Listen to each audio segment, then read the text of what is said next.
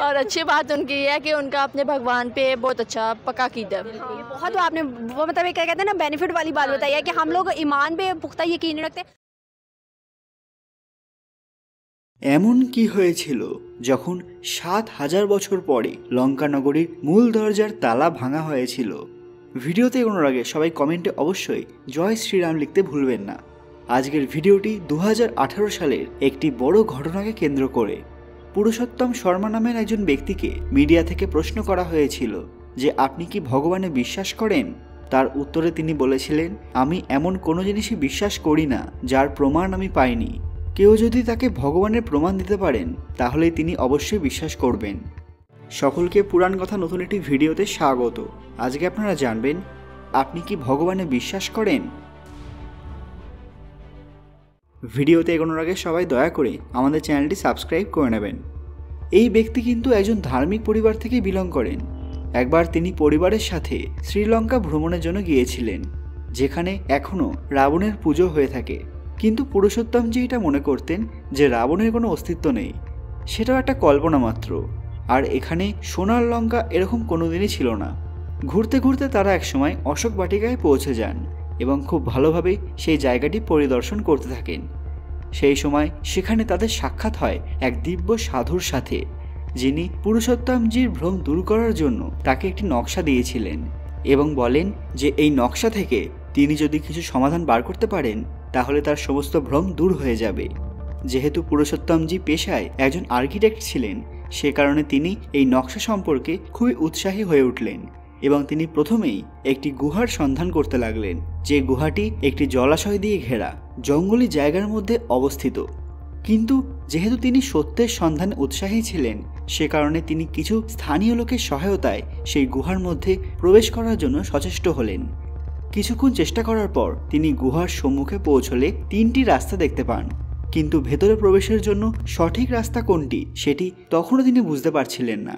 যখন তিনি প্রথম রাস্তা দিয়ে যাওয়ার চেষ্টা করলেন, সেখানে তখন খুব অন্ধকার ছিল এবং সেটা অনেক গভীর ছিল। যখন তিনি সেই গুহায় প্রবিষ্ট হয়ে আরও ভেতরে অগ্রসর হলেন এবং অবশেষে একটি পর্বতের পাদদেশে উপস্থিত হলেন, সেই পর্বতের ওপরেই অশোক বাটিকার অবস্থান ছিল। রামায়ণের সুন্দরকাণ্ডে এই বাটিকার কথা লেখা আছে এবং এখানে হনুমান যে সকল কার্যকলাপ করেছিলেন তার বিস্তারিত বর্ণনা দেওয়া আছে। এরপর সেই ব্যক্তি তার পুরো পরিবারকে নিয়ে গুহার সেই রাস্তা দিয়ে সেই পর্বতের উদ্দেশ্যে রওনা হলেন। এরপর তিনি গুহার ৩ নম্বর রাস্তা দেখতে পেলেন, যেটা একটা খোলা ময়দানের সামনে এসে তাদের উপস্থিত করালো।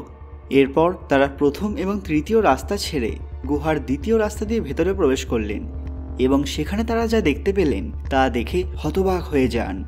এই রাস্তা তাদের আরেকটি পর্বতের পাদদেশে নিয়ে এসেছিল, যার নাম নীল শিখর। এই জায়গাতেই আজ থেকে ৭,০০০ বছর পূর্বে সোনার লঙ্কা ছিল। আসলে এই পর্বতের ৩টি শিখরই ত্রিকুট পর্বতের অংশ ছিল, যেখান থেকে লঙ্কাকে পরিষ্কার দেখা যেত। এখন আর্কিটেক্ট পুরুষোত্তমজি পরিষ্কার বুঝতে পারলেন যে ৭,০০০ বছর পূর্বে এখানেই সোনার লঙ্কার অবস্থান ছিল। তিনি তখন চিন্তা করলেন যে যদি একটু ভালো করে সন্ধান করা যায় তাহলে এখানেই লঙ্কা বাস্তবে ছিল তার অনেক প্রমাণ তিনি পাবেন। তিনি নিজের বিচার বুদ্ধি দিয়ে এবং মাপযোগ করে একটি বিশেষ স্থানে যখন খনন কার্য করেছিলেন, তখন সেখান থেকে একটা সোনার মুদ্রা পেয়েছিলেন। এই মুদ্রায় একদিকে রাক্ষসের প্রতিলিপি ছিল এবং অপরদিকে প্রায় ৭,০০০ বছর আগের ভাষায় কিছু লেখাও ছিল। পরে যখন তিনি সেই লেখাটির ওপর ভালোভাবে রিসার্চ করলেন, তখন দেখতে পেলেন যে সেটা সেই সময়কার ভাষাতেই লঙ্কাধিপতি রাবণ সম্পর্কে কিছু গুণগান স্বরূপ লিখিত ছিল। অবশেষে তিনি এই সিদ্ধান্তে এলেন যে যদি রাবণের অস্তিত্ব থাকে তাহলে ভগবান শ্রীরামের অস্তিত্ব অস্বীকার করার মতো কোনো জায়গা নেই। এই ঘটনার পর পুরুষোত্তমজির জীবনে আমূল পরিবর্তন এসেছিল। তিনি এরপর ভগবান শ্রীরামের সম্পর্কে ভালোভাবে জানলেন এবং তারপর থেকে তিনি পুরোপুরিভাবে আস্তিক হয়ে উঠলেন। আপনারা যদি রামায়ণের আরও অনেক জীবন্ত প্রমাণ সম্পর্কে জানতে চান, সেটা আমাদের কমেন্টে জানান। সবাই গর্বের সঙ্গে কমেন্ট বক্সে জয় শ্রীরাম লিখতে ভুলবেন না। ভিডিওটি ভালো লাগলে লাইক করবেন এবং আমার চ্যানেলটি সাবস্ক্রাইব করে নেবেন। আরও এরকম অজানা তথ্য পেতে পুরাণ কথা অফিসিয়াল চ্যানেলটি মনে করে সাবস্ক্রাইব করে নেবেন।